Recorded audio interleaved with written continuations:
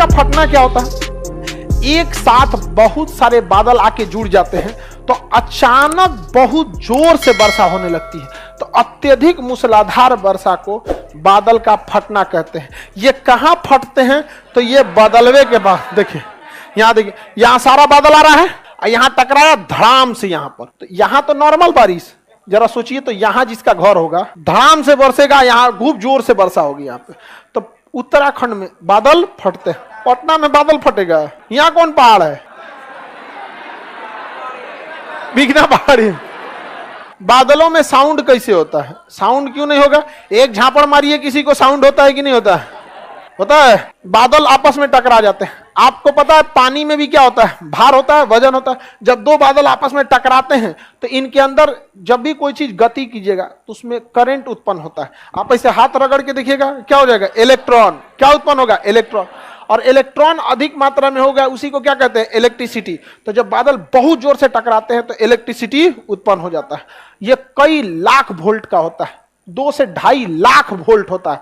हम लोग को मारता है 220 वोल्ट या 440 वोल्ट, मार के झनका देता है। और वो 1 लाख वोल्ट का होता है, मार दिया किसी के ऊपर ना तो कहानी खत्म। तो बारिश जब भी जो बिजली गिरते हैं उस समय कभी इंसान को गति नहीं करना चाहिए, क्योंकि जैसे आप गति करिएगा आपके शरीर के इलेक्ट्रॉन एक्टिव हो जाते हैं और ऊपर से बिजली जो गिर रहा है वो अपने रिश्तेदार खोजता है, और उसका रिश्तेदार कौन है? इलेक्ट्रॉन। ढाई दे आपके ऊपर गिर जाएगा, फिर बचने की कोई संभावना नहीं है, कोई नहीं। इसलिए जब भी बारिश वगैरह हो, बिजली वगैरह, सेफ जगह छुप जाइए, पेड़ के नीचे मत छुपिए, क्योंकि पेड़ अपने गति करते रहता है और उस पे इलेक्ट्रॉन बहुत ज्यादा, हर पत्तिये पे इलेक्ट्रॉन रहते हैं। इसलिए अक्सर बिजली किस पे गिरता है? पेड़ पे गिरता है। समझ में आ गया कि नहीं? छाता पे भी ऊपरा धातु रहता है। छाता पे क्या रहता है? धातु। लकड़ी का कौन छाता है रे तुम्हारा? ओखली लेके घूम रहा है क्या?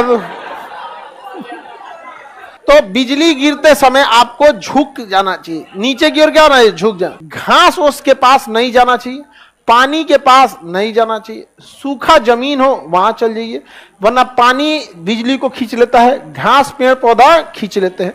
गाय भैंस पानी ज्यादा पिए रहती है, 1 बाल्टी पानी पिए ले है वो भी खींच सकती है। इसलिए देखिए वो गाय भैंस के ऊपर बिजली गिर जाता है। गांव में हल्ला किया से गोबर पे गिरता तो सोना बन जाता है।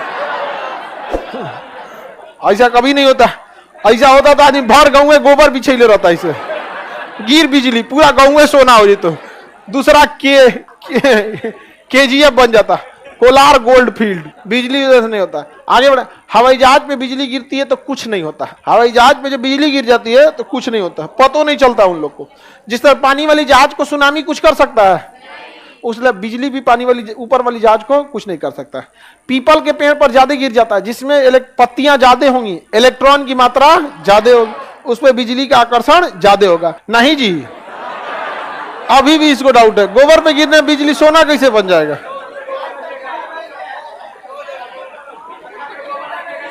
क्या कह रहा है तुम्हारे? अरे गलत बात है। गांव में ऐसे ही से हल्ला कर दिया, 108 बार ऐसे करने पे ना गांव में हल्ला करता है ना, सुतल आदमी को लांग देंगे तो लंबाई नहीं बढ़ेगा। ये कुछ होता है? हल्ला करता है ऐसे ऐसे, भौवा टूट जाएगा तो मन्नत मांगो तो पूरा हो जाएगा। हम तो अपने से तूर के मांग लेते थे, कुछ नहीं होता है पूरा। ले सर, हमारे छत पे टावर लग गया, टावर पे बिजली गिरेगी, टावर को कनेक्शन जमीन से होता है, वो बिजली को लेकर जमीन पे भेज देगा, आपको टेंशन लेने की जरूरत नहीं है। टावर के ऊपर क्या होता है वहां पे? हाँ, ट्रांसफार्मर पे तो और आराम से गिरेगा। ट्रांसफार्मर तो इलेक्ट्रॉन का घर है, बोला लेगा आओ आओ, धाए दे गिर जाए किस पे? ट्रांसफार्मर। बिजली एक तरह का करंट ही है जिसका वोल्टेज लगभग 1 से 2 लाख वोल्ट होता है। हाँ? बनता कैसे? रगड़ाने से इसे बनता है। हाथ रगड़िए, ऐसे कलम नहीं रगड़ती हो, इलेक्ट्रॉन हो जाता है कि नहीं? इतनी चूंकि कलम अगर इलेक्ट्रॉन उत्पन्न कर सकता है तो बादल तो 1-2 जिला के बराबर होता है। 2 जिला आपस में रगड़ाएंगे, कितना भयानक बिजली पर उत्पन्न होगा। और उतना बड़ा बड़ा बादल टकराते हैं, एगो ऊपर एगो नीचे, तो कड़कड़ा के बारिश हो जाता है। आगे बढ़ जाए। बिजली क्यों गिरता है? वही इलेक्ट्रॉन को। बिजली कभी भी किसी चीज के अंदर नहीं जा सकती है, वो बाहर बाहर ही रहती है। बिजली किसी चीज के अंदर नहीं जा सकती, वो जब भी जाएगी कैसे जाएगी? बाहर बाहर जाती है। तो अगर आप गाड़ी में बैठे हैं, ऊपर बिजली गिर गया तो आप तो अंदर बैठे हैं, आपको कोई दिक्कत नहीं है। हवाई जहाज में बैठे हैं तो बिजली ऊपर। बिजली कोई हथौड़ा नहीं है, वो करंट है। क्या है? करंट। करंट से कोनो चोट थोड़े लगता है, अंदर घुस गया तो आपके पार्ट पुर्जा को गड़बड़ा देता है। तो एक तरह का करंट है। हवाई जहाज पे आएगा तो हवाई जहाज पे चारों ओर से बिखर जाएगा और हवाई जहाज आगे चल जाएगा, करंट पीछे चल जाएगा, उसको कोई दिक्कत नहीं है। इस खखोरन का क्या कहना है कि सर आप तो पढ़ाए हैं कि हवाई जहाज जो उड़ता है वो उड़ता है समताप मंडल में, और समताप मंडल में कोई बादल उदल नहीं होता है, तो बिजलियां गिरेगा कैसे? रे लोल ऊपरे रहेगा। किसी भी एयरपोर्ट से उतरने से 200 किलोमीटर पहले, कितना किलोमीटर? 200 किलोमीटर पहले वो अपने नीचे आने लगता है। आप यहां से दिल्ली जाइएगा या मुंबई जाइएगा ना, तो मुंबई से 200 किलोमीटर पहले वो समताप मंडल में रहेगा। समझा गया? उसके बाद वो एयर ट्रैफिक कंट्रोलर से पूछेगा मुंबई कि हम तो ऊपर हैं, यहां मौसम कुछ ना हो तो हुआ का हाल चाल है?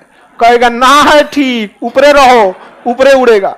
और जब पूछ लेगा तो बताएगा वेदर है 30 degree Celsius, temperature 30 degree Celsius, हवाओं की स्पीड 10 नॉट, हवाएं कितने डिग्री से आ रही हैं, विजुअलिटी कितना दूर आप देख सकते हैं।